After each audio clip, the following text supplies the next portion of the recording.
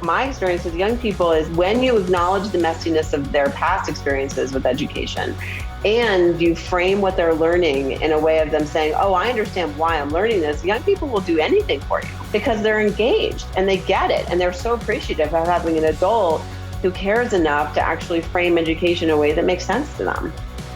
Hi, I'm Vanessa, aka The Math Guru, and you're listening to Math Therapy, a podcast that helps guests work through their math traumas one problem at a time. Whether you think you're a math person or not, you're about to find out that math people don't actually exist, but the scars that math class left on many of us definitely do. Oh, and don't worry, no calculators or actual math were involved in the making of this podcast. Okay, so I know I talk a lot of hype and I use a lot of math puns, but today's episode is the real deal, so I'm going all out. Get ready for a legit full circle interview. See what I did there? If you've listened to Math Therapy before or know of my work at all, you probably know that I reference the iconic movie Mean Girls all the time because my entire master's thesis was called Imagining a World Where Paris Hilton Loves Math and was all about math in pop culture, and I cannot think of anything more math in pop culture than Mean Girls. Today, I actually got to talk to Rosalind Wiseman, author of Queen Bees and Wannabes, the nonfiction book that Mean Girls was based on. As you can imagine, I was beyond excited to discuss the social dynamics at play in the math classroom. Honestly, the craziest and most frustrating thing is that even though Mean Girls came out forever ago, we still see the same kind of messaging in the media about girls and math that Lindsay Lohan's character suffered from. I don't know, I still can't think of a single fucking movie where the cheerleader character likes math. What the fuck is up with that? You've heard me rant about this 2 billion times, so I can't wait for you to hear it straight from the source. I started out by asking Rosalind about the inspiration behind her book and how it felt to see it adapted into a movie. So my book is a how-to nonfiction guide for parents. And so there weren't necessarily characters in it. What I was describing was the world and the social world of girls and the pressures they felt, and how they would sometimes please other people and sacrifice the things that they wanted, or their personal boundaries, or their passions, or their sense of purpose in the world, to sacrifice that to maintain relationships with people. And so, one of the things that was, I think, classic, but has really, I think, changed, and you know more about this than I do, that there's been a long history of girls pretending that they're not as smart as boys in various areas of school. And math was really one of the classic areas where girls were pretending that they weren't as capable as boys. Okay, yeah, that's kind of what I meant. I wanted to know how accurately you think they represented that, because what's so interesting is, so I did my master's thesis in 2010, and I partially did it because I was teaching in a classroom and I was noticing myself, I was noticing that girls were actually performing better than boys. But when I asked them, when I'd say something like, oh, Sarah, put that answer on the board, they would self-select out, and they would often do what we used to call back then, and I wouldn't call this now, but quote unquote dumbing themselves down. That was kind of the phrase used back then. And I thought it was so interesting because of it is very similar to Mean Girls. So I actually ended up using that a lot in my thesis work and a lot when I interviewed the girls themselves. But there's also such an interesting dichotomy because at the same time, girls would get really excited for that part in calculus class where they could say the limit does not exist. So I actually always, even now when I give talks, when I ask young women, I'll be like, can you think of a single movie out there or a single TV show out there that makes math cool, or that makes it seem like as a girl, you're allowed to retain your identity and also be good at math, right? You don't have to completely ditch it and turn into a nerd. Sometimes half of the group will say Mean Girls and half of them will say no, Mean Girls is actually the opposite. So I actually wondered what you thought of that. Do you think it's an empowering movie? I think first of all, I think whatever young people define for themselves and their experiences is true for them. And I think, and I can easily see both sides, because there is proportionately a lot more in the movie where the girl is, not coming forward about how smart she is and that she's smarter than the boy and all those things. It's only at the end where she is able to shine. So, and she allows herself to shine. So I would say that, yeah, I completely agree with, I agree with both sides. But more to the point is I think that it's really important for people to define their own experiences, and whatever is true for them is true. And that at the very least, I think the most important thing, if there's anything important about Mean Girls, is that as a movie, is that there's a way to look at the things that were portrayed in the movie and then decide for yourself what your personal experiences are, and bounce it off of that if you choose to, and say, well, how do I want to be in the world? And do I want to pretend that I'm not as good as in some areas of my life to maintain a relationship, and or to look like I'm being attracted, to seem like I'm attractive in ways that are, I'm being told that are attractive but aren't really true to me. So I think if their movie is helpful in any way for people, it's about being able to ask yourself, well, that isn't true for me, and so how do I want to be different? How do I want to be true to myself? I love that. And I'm curious, was there a common thread? Again, I know, as you said, everyone has such a different experience of why why we shape our identities the way we do, why we fit certain molds, why we just choose to fight others. Was there a common thread when you spoke to young people about math specifically? Like, was there a theme that came Mm. up? Yeah, sure. I mean, so there are two things that I think are important about the issue that you raised. I mean, one is that I think there's a lot of girls who now, because of people like the work that you've done and what people have done around STEM, that girls don't have as much a sense of shame or a sense of hiding, like that they're good at math. I certainly have experiences with girls, much more so than I did when I first started teaching, where girls are proud to be good at that subject and they don't see it as a, as a thing. What they find annoying is sometimes like some of the dynamics of boys talking over them, or the group dynamics in the classroom are still there, but they themselves do not feel like, that they don't have the right to be there. So I think that I think still exists, but and at the same time, I think that it's actually pretty common for boys to say that they're not good at math. So I think math is one of those things that we unfortunately get to say, like, oh, I'm just not good at that. And there's just no hope that we're ever going to get better. I definitely think that too. Math itself needs a rebrand. So whether it's girls or guys. Yes, it does. But it is really funny because in the one sense, you're right. I even think about when I started doing this research like a decade ago, and I'm like, wow, things have changed so much. But I think with all social systems, on the one hand, you're like, wow, things have changed so much. And then on the other hand, we're like, things have barely changed at all. Like I still get phone calls from parents who will say strange things like, my son is naturally so good at math, but my daughter really has to work hard at it. Even though she's getting a higher mark than him, she's the one who needs a tutor, or this is actually so fucked up. I did this interview, this was only last year, with a radio show host. So I'm on radio and the host says to me, so a study just came out to prove that in younger years, brain scans show that both boys and girls are equally as good at math. And I was like, well, I know, I'm like, we don't need brain scans to tell us that. And his only comment was, I wonder what happens after puberty. And I was like, what the fuck? I'm like, so it's interesting. It's like we have come so far, but I mean, obviously, just like every stereotype, it takes so long to actually get that out of the fabric of our whole way of Well, thinking. it's not only the stereotype. There was a lot of brain. I mean, there was very rudimentary brain education that made people feel like that boys, that we never focused on the fact that boys and girls together are much more similar than they are different. We want to have this dichotomy, and it's so sad. It is so Yes. incredibly sad. And so because we refuse to look at the majority of the people in the bell curve and we look at the edges and then we decide those are the facts, then, for example, that radio host was not educated correctly or heard what they were sort of predisposed to hear. Because people people who are writing books about this were talking about the significant differences between boys and girls, and they were feeding this stereotype. Many people were.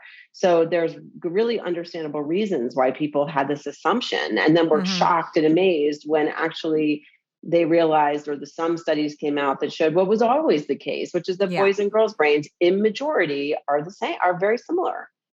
Yeah, I think that's totally it. And I always think that when these articles come out, because there's usually one a year that's like, "Oh, we've proven." And you're like, I feel like it does it such a disservice because I'm like, A, this is not new information. B, how about we just stop talking about it? Like, just stop talking Yeah. about it. Like, it's so, yeah. Totally. It's because it's not helpful. It's not helpful no matter what. I think what's important is understanding the group, like for example, in a math class, like group dynamics and teachers understanding group dynamics and understanding when kids are speaking over somebody or a child doesn't feel that they can take an academic risk in the classroom because of social stigma or humiliation or whatever it is. That's important. But one of the things, and that's why I do what I do so much, is that but teachers are so rarely taught, which is, I've been doing this for a long time, that no matter what you teach, social dynamics are not a distraction in the classroom. They are the classroom. Oh And my God, so, totally.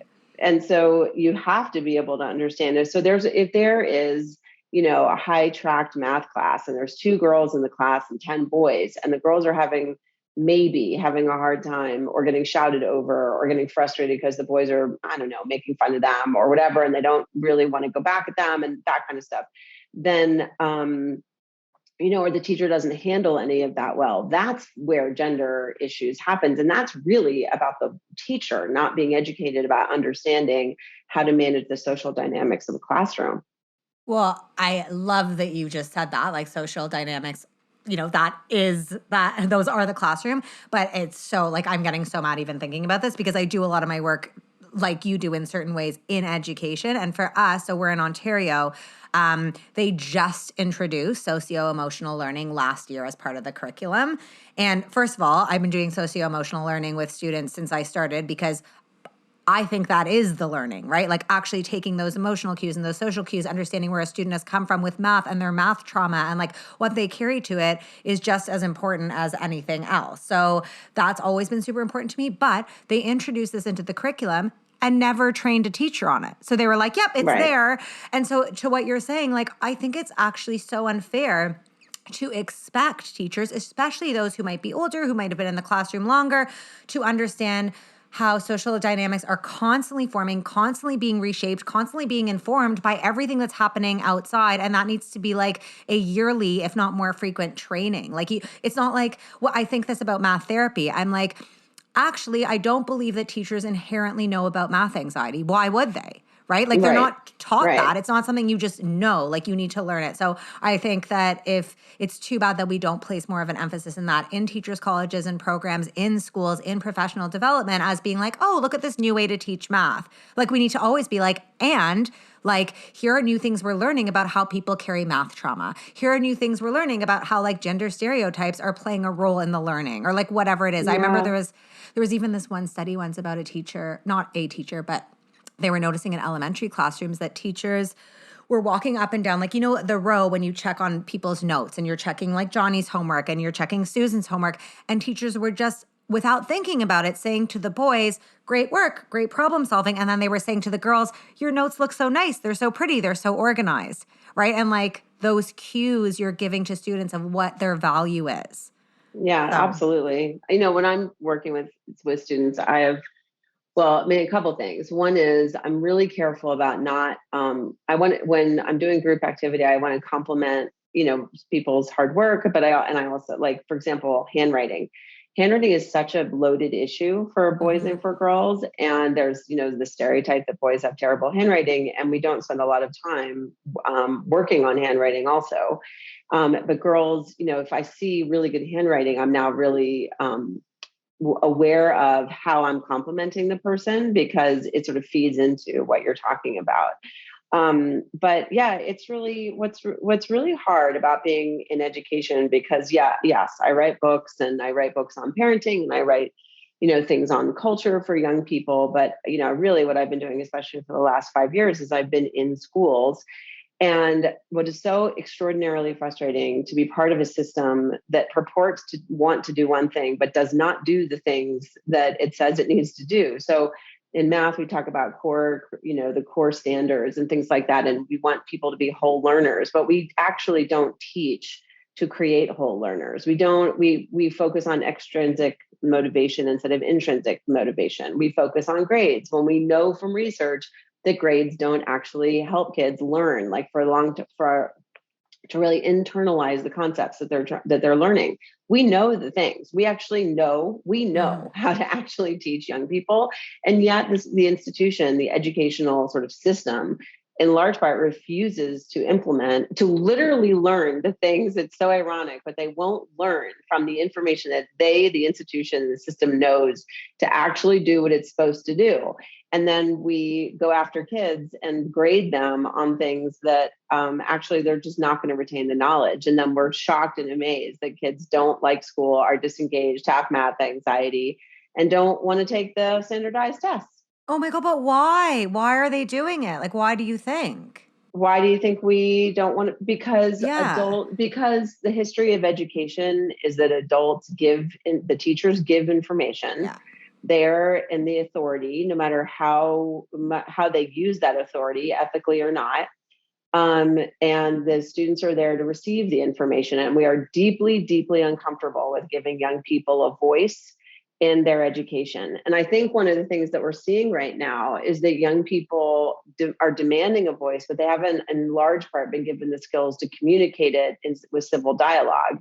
And so one of the things that we're seeing with like cancel culture from teenagers, because adults are abysmal on cancel culture, I'm not saying that they're not, but this focus on young people, going after people.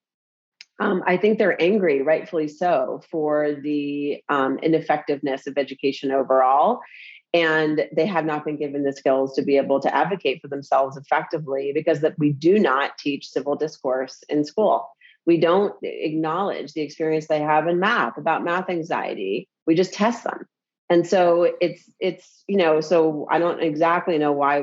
The only reason why I think we're shocked is that we don't want to face the messiness of our own complicity and how young people can't learn.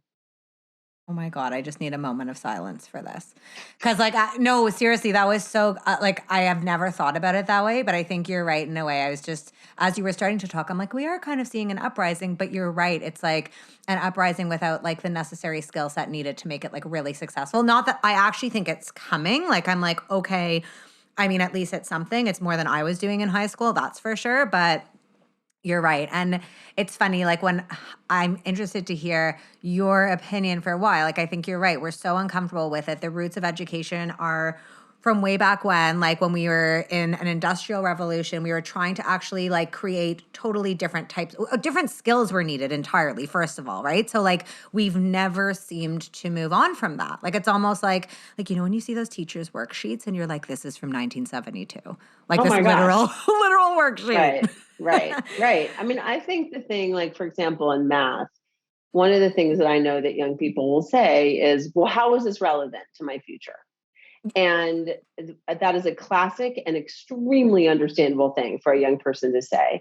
And because education in large part was based on control and compliance of young people, and especially children who had less resources or were brown and black, or immigrants, from, generations ago, that it was education was really based on control and compliance. It's the reason why we Yeah. use respect in schools so much, because we don't use respect actually in schools to treat people with dignity, which is what my focus is about, is like inherent worth.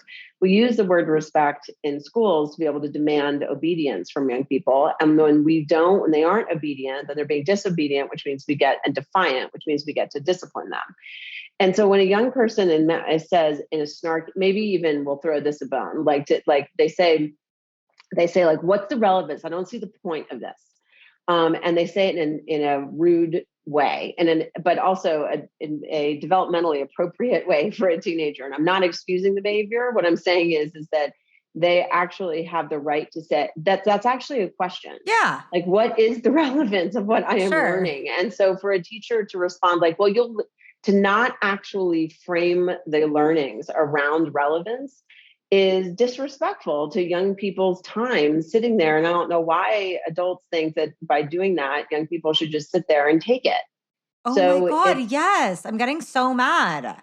No, but it's actually true. It's like, and also like, shouldn't you want, like, go back to your point, like we should want young people to ask questions. Yes, we should. And we should, when they ask questions, we should also acknowledge when a kid says, yeah, like I've never seen the point in any math class I've ever taken. I don't understand what I'm going to need this for.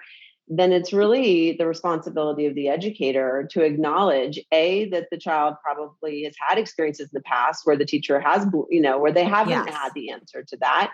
And two, that my responsibility in this class is to show you the relevance. That is my responsibility to you. It's not only to teach you the skills, it is to teach you why.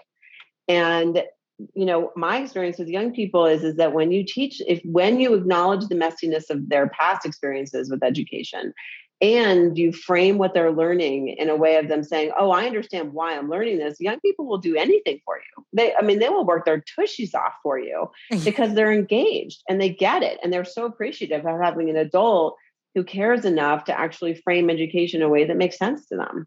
Totally. And I think that's it too. Like I'm focused so much on math therapy and math trauma because of my own like experience. But I think especially like just even listening to what you said, I'm like, oh my God, like people have educational trauma, forget the content just because of years of being taught to like shut up and listen even, right? Like, and I'm sorry, but in my mind, I'm kind of taking it to like areas of consent. I'm like, so you want girls, any kid, you want kids to shut up and do what they're told, even if they don't feel right about it or don't think there's a point, they should just take it. Like oh my God, like I'm honestly actually getting very worked up. Like that is messed up. That is really messed up. It's really messed up. It is really messed up. It is a really messed up. Education is really messed up. It's so messed up. It's really messed up. And it disproportionately, right. And and educational, I work in all different kinds of schools from, boarding schools, very fancy boarding schools to private schools, to public schools, charter schools, all different kinds of schools.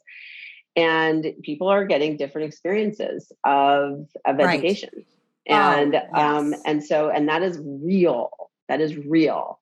And this control compliance stuff is still alive and well in our public school system by and large, and in some private schools. But, there has been this real movement. I mean, it's complex, it's messy, we have a long way to go, but there's a movement to include student voice in education. But what does that really mean? What does that really mean? And so it's, it's a really interesting, you can decide what the word is, but it's an interesting time to be in education.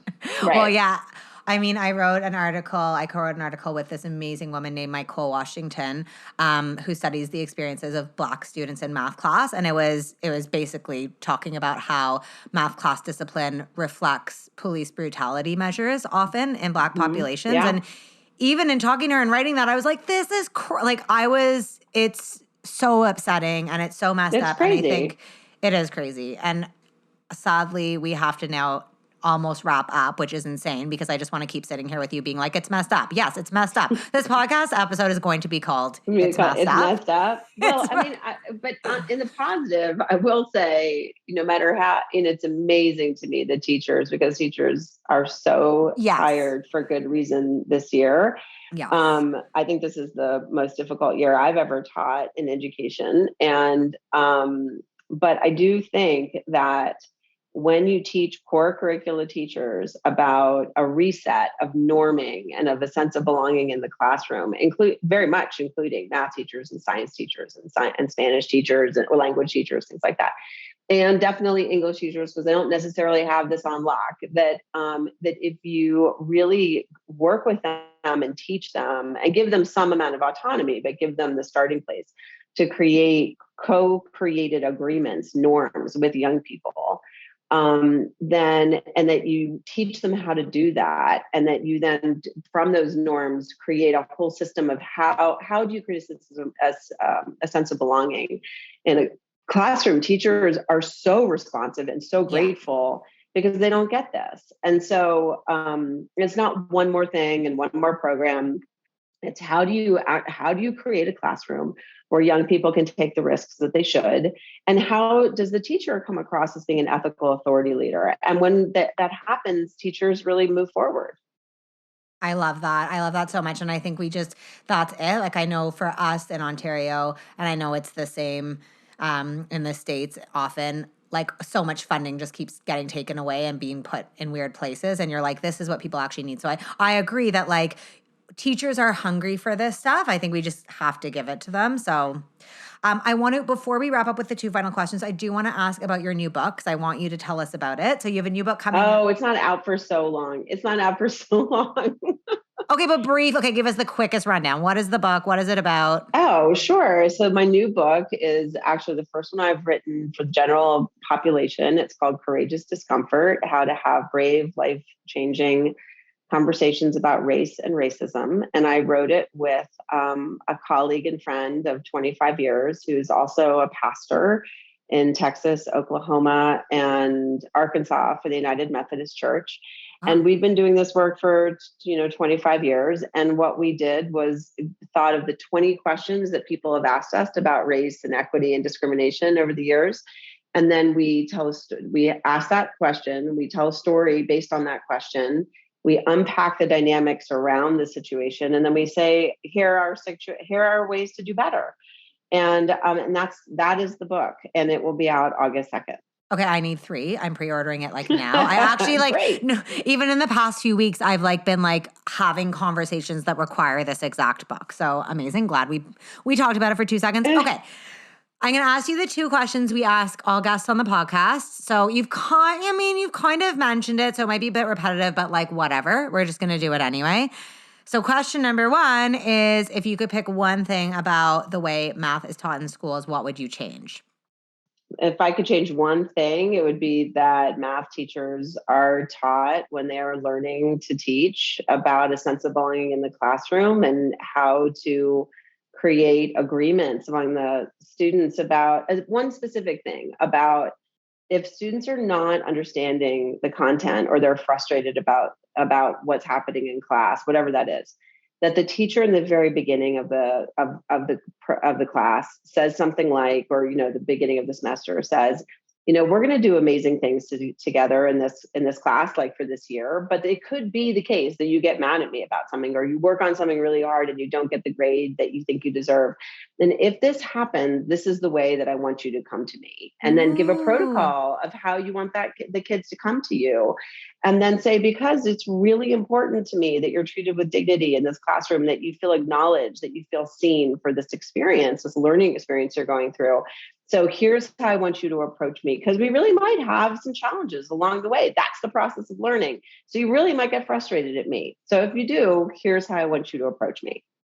I love this, because honestly, so many times we'll even get students like for tutoring that'll be like, oh, so I'm not doing well, blah, blah, blah. And I'll be like, have you talked to the teacher? And they'll kind of be like, no, what? No. Yeah, exactly. Right. Or they won't have any options for recourse. It's right. I love this idea. They feel that they don't have an option for recourse, when the teacher might be thinking, well, they could have come to me. Well, did you create the environment in which the child would?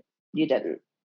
I love this. Have you ever seen not have you ever seen, but it came to my attention like years ago that they're like teachers were making actual math agreements that they would put on the wall. And like some of them would be like, what to do, like things. Yeah, and they would do it with their class. Like, what are things we like and don't like in math class? Oh, I don't like when you pick on me when my hand isn't up. Like, yeah, of course. So they'd make a deal like, okay, yeah, I won't pick on you as long as you participate once a week or whatever it is. Great. Exactly. Oh my God, love it. Okay, final question, and we are done. What would you say to someone who's like, but Rosalind, I'm just not a math person? I could say that about myself. Because I have tended towards writing and words for my career. I think that it's really scary to try new things, and that what I would say is start small. Like I would start with the smallest feeling or goal of achievement, not the biggest. And the smallest could be just try, because we get to a place where we just don't even feel like we should try. So I would focus on what is the smallest goal that you could identify that would give you a sense of achievement or a sense of purpose, sense of movement in a positive direction where you're growing. And I think we just focus too much on a sort of nebulous goals. And I think we need to focus on the smallest goals. I love it. And kind of just that idea of like, what's the first step that would make you feel good or feel better or make you feel capable? Yeah, exactly. Honestly, thank you so much. You've given me so much to think about. I really, really loved your take on everything. And I'm just so excited for everyone to hear this interview. So thank you so much. Thank you for all the work you do to change math culture. For real. Thank you. You're welcome. Everyone go buy all of Rosalind's books. Thanks. Bye. Rosalind is just so badass, and I can't stop thinking about that one thing she said, that education knows what it needs to be and do, but it's neither being nor doing it. So what gives? I mean, to me, knowledge is power, and the fact that you guys are listening to this right now is knowledge. So now we are all more empowered to take action, to do something, anything about this BS injustice. Even if that something is just sharing this episode so that more people can join the village it takes to uproot math education once and for all. Deep sigh. Deep sigh. It's weird to say deep sigh, but I'm deeply sighing. Okay, before you go, make sure to hit up Rosalind at Rosalind Wiseman, wherever you get your social media. And don't forget to pre-order her book, Courageous Discomfort, How to Have Brave, Life-Changing Conversations About Race and Racism. If something in this episode inspired you, please tweet us at Math Therapy. And you can also follow me personally at The Math Guru on Instagram or Twitter. Math Therapy is hosted by me, Vanessa Vicaria, produced by Sabina Wex, and edited by David Kochberg. Our theme song is Waves by my band Goodnight Sunrise. And guys, if you know someone who needs math therapy or needs to hear someone else getting math therapy, please share this podcast and rate or review it on whatever podcast app you use. Those things actually make such a difference. I am determined to change the culture surrounding math, and I need your help, so please spread the word. That's all for this week. Stay tuned for our next episode out next Thursday.